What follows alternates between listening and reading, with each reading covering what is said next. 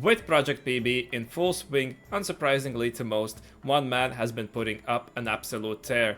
Mr. Wasian Iverson right here, sitting in about top 30 on the Project PB ladder, and has been one of the more active streamers throughout this PB cycle, many opting to lay back a little bit, enjoy, test out a new set, and probably going to be ramping up as the set goes on.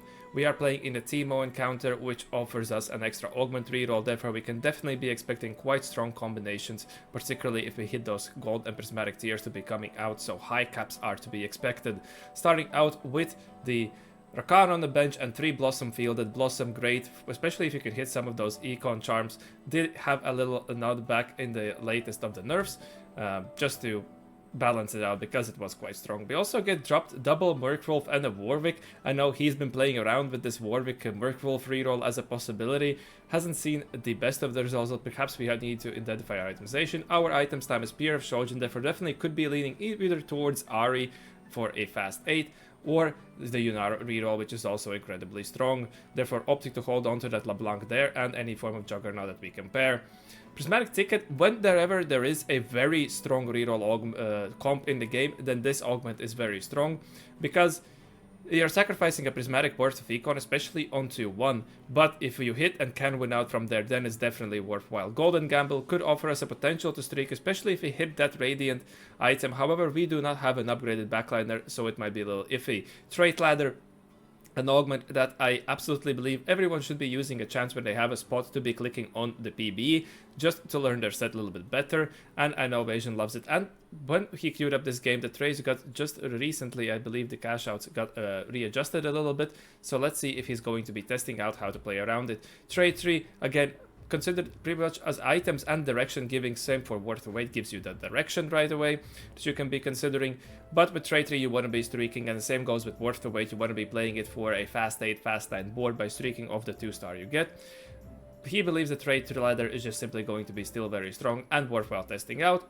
Shopping's pretty good if you can utilize those rerolls on the way to your level 8 or level 9. And Birthday Present, an augment that whenever it was reduced back to 1 gold, hasn't seen that much play and hasn't been the biggest of the hype, but something that you can still be considering if you want to be a little flexible, especially with some flexible Sam like Spear of Shojin. Not going to be buying Charm because we do not believe that we are exactly going to be winning, and we get the Brawler emblem, Bruiser Brawler emblem for ourselves on the trait ladder.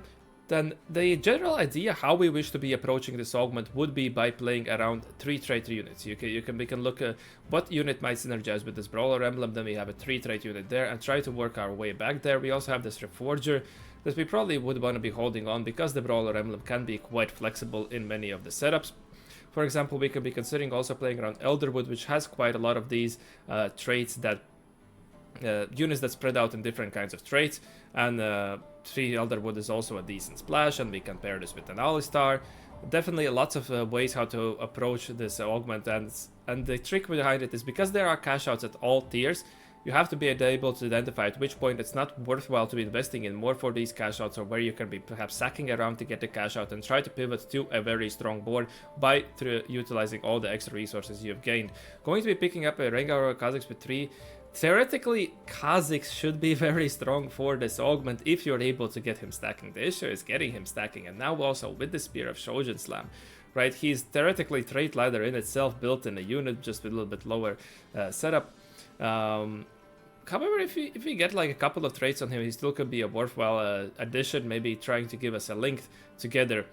We have managed to go on a 2 streak here, queuing into some of the weaker players. This is amazing because having any extra lives that are going to allow us to maneuver our ball around on the higher levels to go for these extra trade cash outs is going to be worthwhile. And another thing, we say that TFT, there's never one game like the other, but with Trait Ladder, I believe this to be a very strong case, and it's going to generally deepen your understanding of the trait web in the set. Going to be going for a Rod here,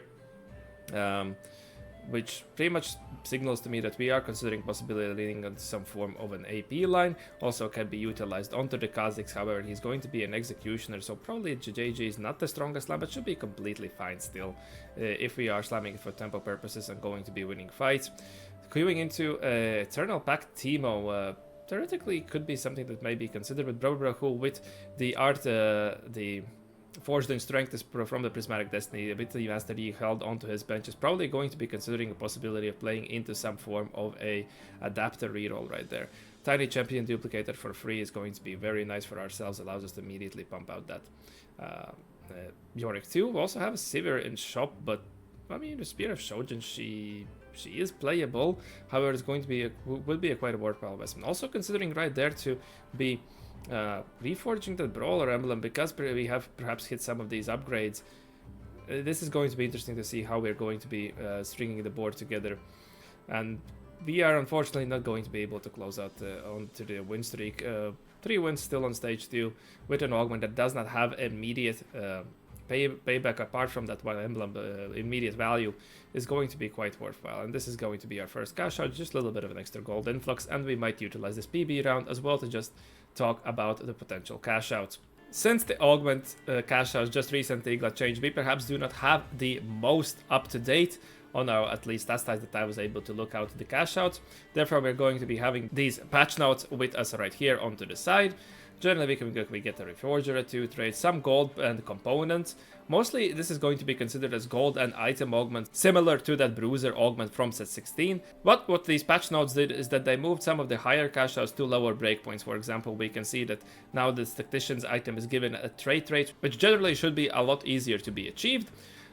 And the 14 cash out is not going to be 3 Master War upgrades, it's just going to be 1, in a way not incentivizing you to fully be playing for this max 14 trade cash out, as probably the board you're going to be cooking up with at 14 trades is not going to be the strongest board given the unit balance. Therefore, relying on your skill to be identifying at which point in game should I be simply sticking and pivoting to a stronger board, that's assuming that these boards are going to be enough. My take is that you definitely want to be hitting 10, and at that point evaluate. If I have some lives, I can definitely be going for extra gold for that 11 trait and maybe push fast 9 from that, and then also evaluating again 12 would be great, and just have to see how much we have to be sacking board, how much HP we're working with. And another neat thing to note, there is this trait tracker website live as well for set 18 updated.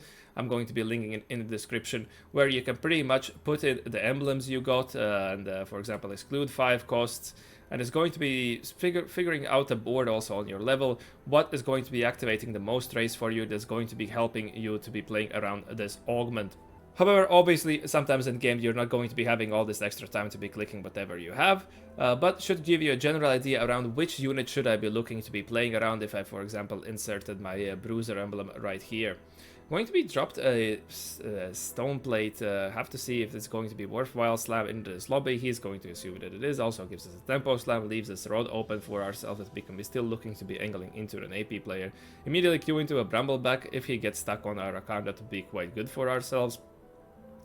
And this Kha'Zix has been getting some of the takedowns, so perhaps we're going to be able to play around him for a little while, at least to be going out for some of these cash outs. Particularly since we also got him from the charm, which gives him extra takedowns. But unfortunately, this Nidalee is going to be landing her last spear exactly on our carry. Not going to be able to pick up a win here, so our tempo has been shifting a little bit to get an extra cash out in the form of a component right there. Pilfer is going to be probably hard to be playing around. Generally, it's delayed value, you need a strong board, and it doesn't really synergize into this mid-game state where if you're taking an econ augment, you want to be perhaps not being played the strongest board unless you absolutely have to be taking the econ augment.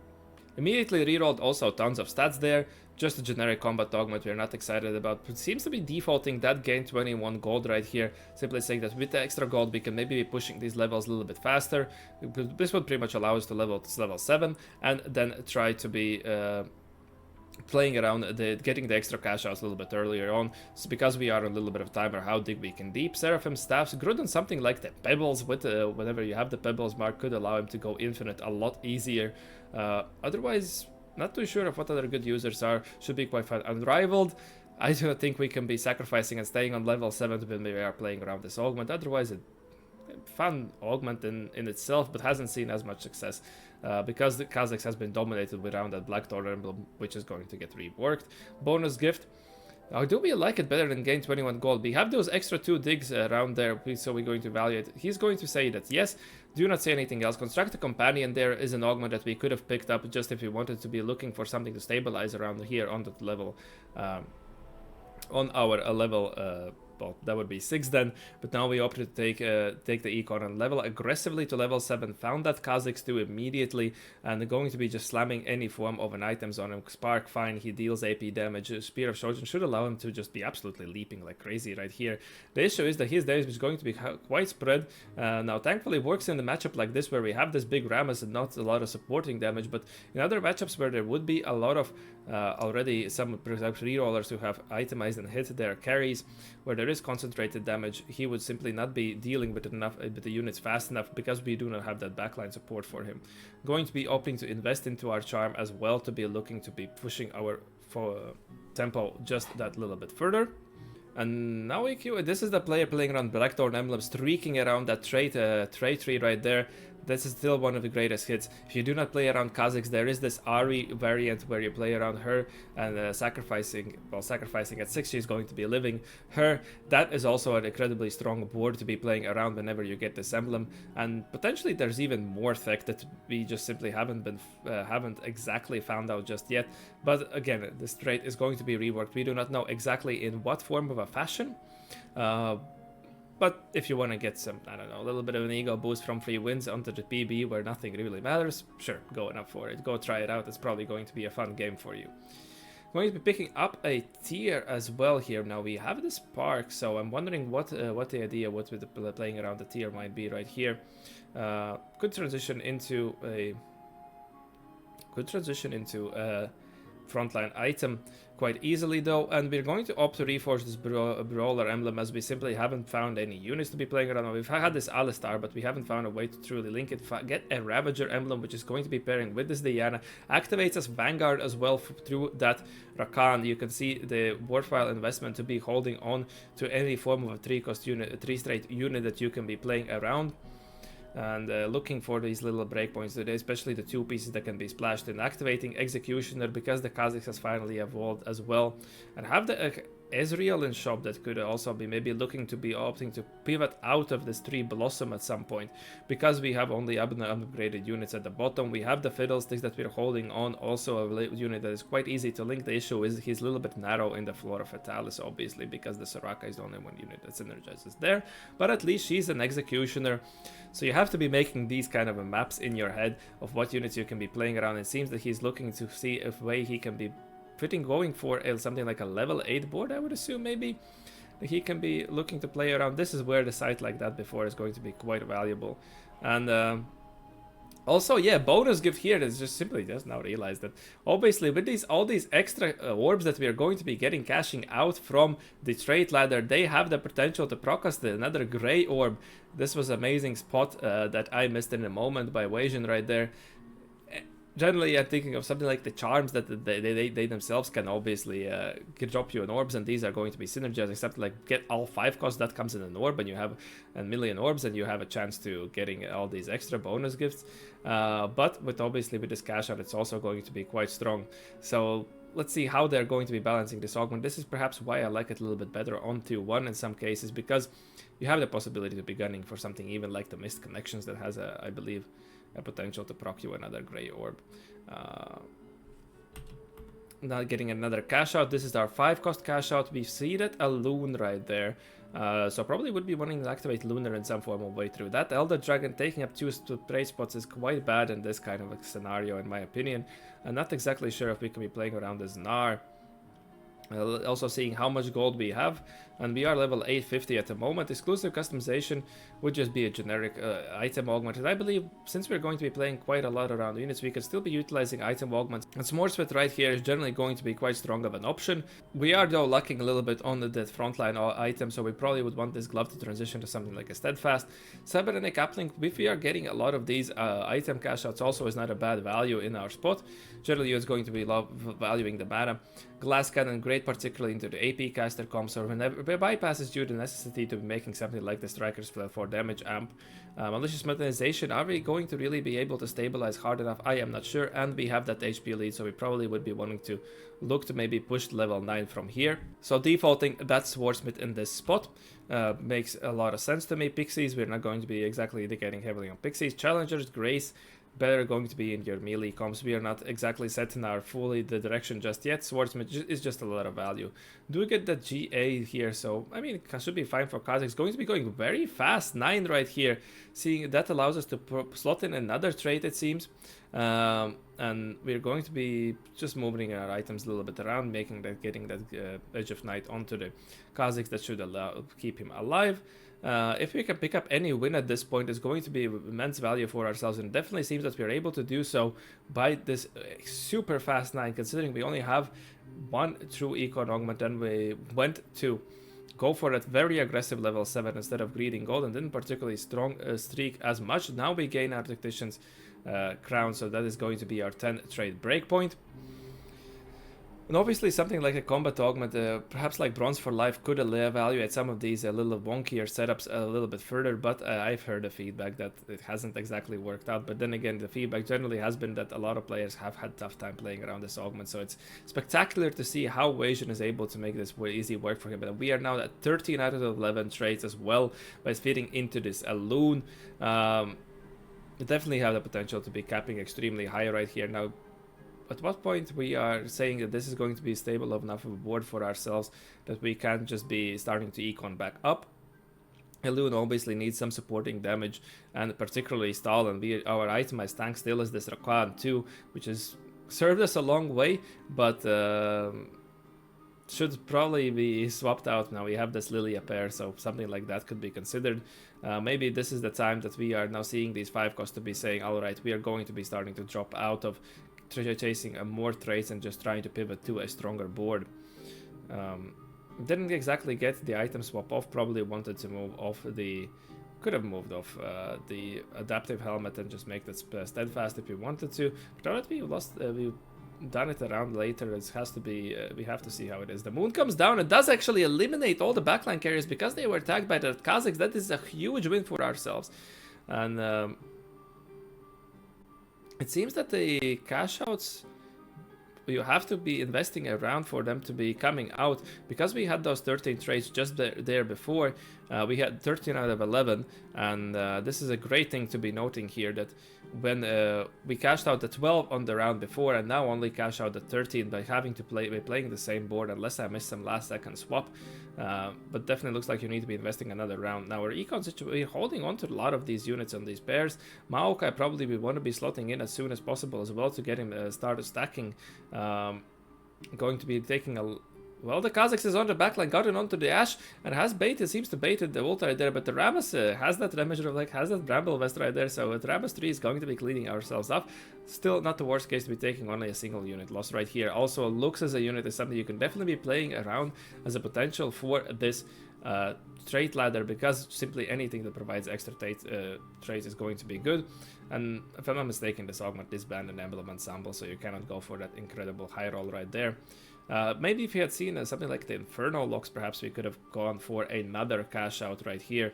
But it looks like we are going to be making our way to level 9. A lot of items cashed out, so we have the possibility to play around these strong units. And yeah, it seems that we have downgraded our board to be going for another cash out.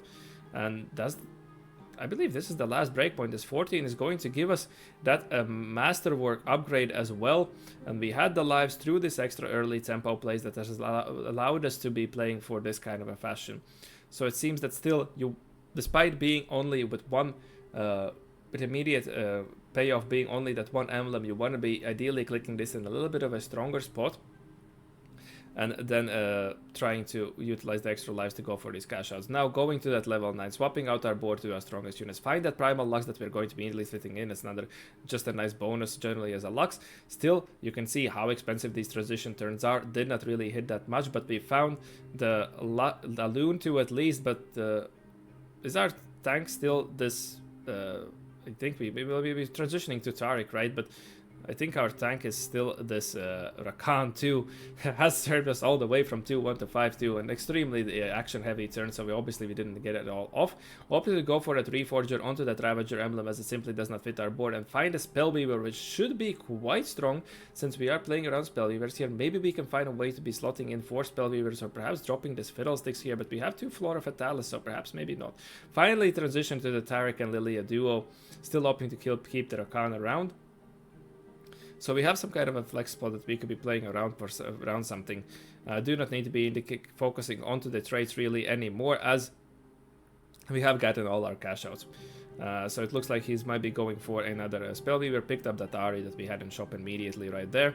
Now just looking to, we have a decent frontline presence, so probably another damage item right there for that Lux, or to something like a swap with the Morgana could be good. Do not have anti-heal, so this is absolutely amazing pickup. Well spotted right there. Going to be picking that up. We also have Ivern for extra scaling. A little late Ivern, but the hexes are quite helpful for ourselves. Obviously with the Lunar it can be a little tricky to be playing around them. But this should be quite fine nonetheless. Gain the damage up and made that Radiant JG there, right? Because Radiant JG allows you to get to 100% crit without any other crit items. And now with the Lux 2, we should definitely have a very strong AP backline presence. We can see flaring against, just easily cleaning up this Azir reroll board, no questions asked. They get through one tank, but we have still another one in front of them, and then the Moon comes down and crashes with the Lux. Crashes on every unit that has been tickled by the Lux lasers and the Morgana as well. Very nicely see how these units synergize together in combat, not only through traits wise. Still 8 attack trait, very nice cooked up board right here. Not opted, we gave up onto this Ari instead. We opted to not go for Spellweaver, so saying this 2 should be enough. But this is just an item for this Lux, which could be fine. Could maybe transition. Morgana is technically a little bit more spam casty, I believe. Well, we had to see, because we have the Spear of Shojin and do not have mana item for this Morgana. Just to stack up that AP a little bit faster before the Loon's crash comes down. And probably just going to be fishing for these last upgrades. We have 3 Vanguard as well, so I wonder what this Rakan is really doing on our board. Still, maybe I'm missing here. I mean, Juggernaut, okay, that's fine, that's fine. Going to be slotting at 4 Vanguard right now, so it seems that was our plan right there. Get the Taric extremely tanky, pick up another tank item for our Maokai, and now our frontline is also going to be definitely durable enough to guarantee this Alune going to our cast. Again, the same positioning by this Azir player is going to get trickled down. The frontline is already falling before the Moon comes down, so this is going to be easy cleanup for ourselves into the final fight going in here. Pick Ivern Tomb for good measure, finish off with a combat charm. And should be no questions asked. This player had nicely managed to streak around this rapid fire Azir board, so maybe something to be looking out for. Unfortunately, didn't get to see how we fare against other boards. But yeah, trait ladder, trait 3 right there around the Blackthorn emblem, playing around Brambleback, so that's another variant we haven't seen really yet. Otherwise, as mentioned, extremely nicely tied game together by Wasian Iverson. That should be an easy cleanup right here. Indexing onto that early tempo, utilizing the cash outs from these early breakpoints to be further pushing up the levels, trying to obviously still play around the strongest board, strongest 3-trait unit, this Rakan that we have been carrying around all this time, maybe been the true star of this team, working around these 3-trait units to be going for the cash outs, and then you capitalizing on this early game tempo, HP lead saved, to be cashing these higher breakpoints that do not necessarily translate into playing the strongest board we have for ourselves, which then enabled us to be going for that fast 10 and cap around this extremely high capped 5 cost 4 cost soup board. By all means, definitely extremely well executed. I would say the hardest Augment game in this set, and truly displaying how well he already understands the trait web of the new set. I would like to thank you for watching. I hope that you learned something new, and I wish to see you in the next one. Have a good one.